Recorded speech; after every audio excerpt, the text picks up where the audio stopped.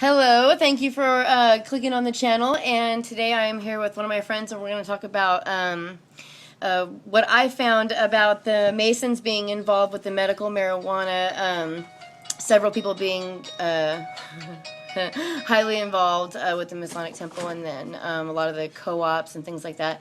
And what's happening with possibilities. We're not saying every place is doing this. We're just saying the possibilities that people need to know about when they're buying, these plants from the co-ops, from really anybody who grows it. You should know what's going on, or what they're using. But the real dangers of I guess you could say, like, the green revolution kind of going on with marijuana. So they're kind of like industrializing it, and in this process of industrializing it, what they're doing is, they're doing everything else that industrializing the green revolution is done with plants. They're spraying it, and they're industrializing it. It's just that. It's just exactly what's not supposed to be done with the plant. So I'm here with my friend today, and we're talking about the stuff that they spray and the mold process. So tell us about the mold process, like what you were just telling me right now about what they spray and the spider mites and such like that. When people start to have problems with their marijuana, most of the time it's going to be either molds or some type of bug that eats it.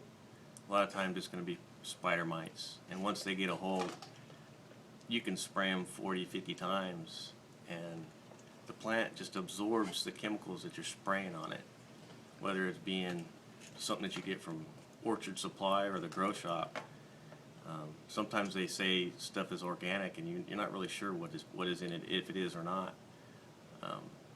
It's best to use predators to control your problem. But when it comes to the molds, there's a lot of chemicals you can spray on it to help control it, but there's also, you can use sulfur, or sometimes people say you can use a little bit of diatomaceous earth, but it's a lot easier just to control the humidity. Okay. But once it gets in the plant, and once people have a problem, it's pretty much over at that point, right? Sometimes it's hard to control it.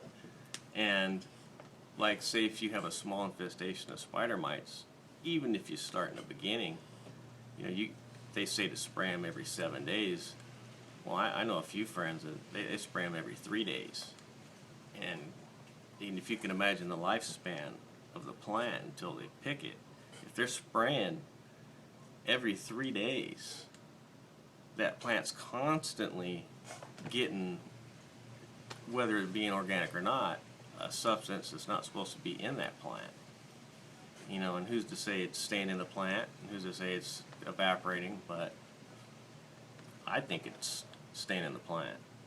And you think that even when people are getting, butter, and they don't know where they're getting the butter from, it's primarily leaves. So you're talking about mass toxins. If somebody's using chemicals on their plant and they trim off the leaves and you make a little bit of butter, some oil or something, it's first thing that's going to come off that leaf is that oily, chemically substance, organic or not, into the butter. And I think that it would be a higher concentration of the pesticides in edibles versus smoking it, at least in my mind. What are the guidelines for the co-ops, who they have to, is there a certain guidelines that say that co-ops have to, like, buy their marijuana from certain people, or can they pretty much, when you have a card, it's pretty much the marijuana network, and you can buy your marijuana from anybody, right?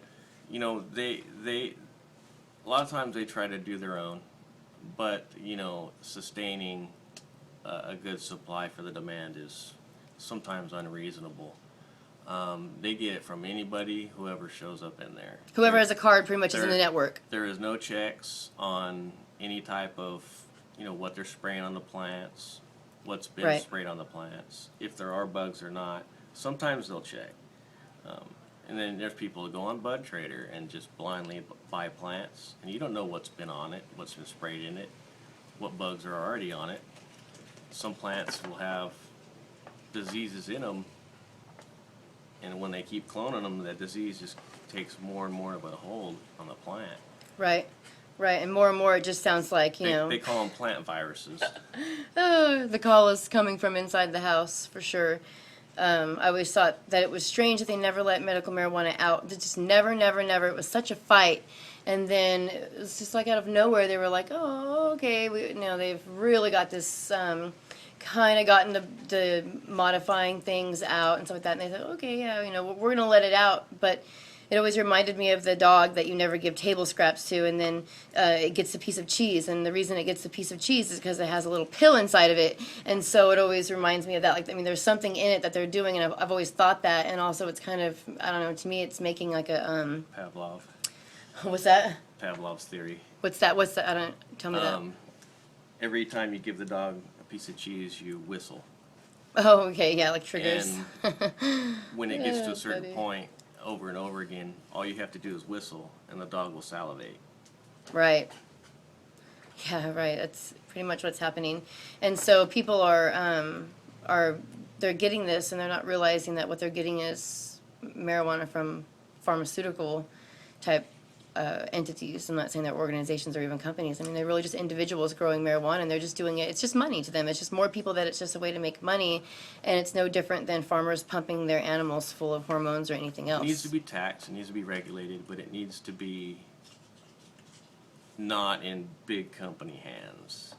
Right, and it's, I mean, just the fact that it seems like all of these co-ops are somehow wrapped into the Masonic, Self-monetary gain. yeah, the Masonic temple. When did that happen? I mean, I don't think that was taking place when Jeff King was alive. I don't. It was, yes. It was taking place. I can't imagine him being okay with that, He but wasn't aware of it. yeah, wasn't that aware of seems it. very deceptive. Or I was, and I didn't know. Because Any different. he was very much against that. So I'm surprised that would be going on under his nose, that people would be aspiring to even do that, unless he was in some mass infiltration, attempt. Otherwise, that is very deceptive. So I felt like it was important to touch on this so that people could know what they're getting when they're going to these places. Especially, I mean, there's a lot of old people that are getting the edibles that are made from the butter, which is, probably even more toxic than smoking it. So, they're ingesting it, and they're old, and it could be very bad for them. And how would they know? I mean, the government's, these are people that the only reason that they're turning to this medicine is because the government said, okay, it's not a sin, you can go ahead and do it. And now they're turning to it, and the only place they have to turn to is the man. And so when the man gives them their marijuana, it's, his potion. It's not, the earth's, recipe. So that's really, what I have to say. And, to think about, question who you're getting, your shit from. Stay organic. Yeah, stay organic, and question people. People say, oh, it's organic. Well, what does that mean to you exactly?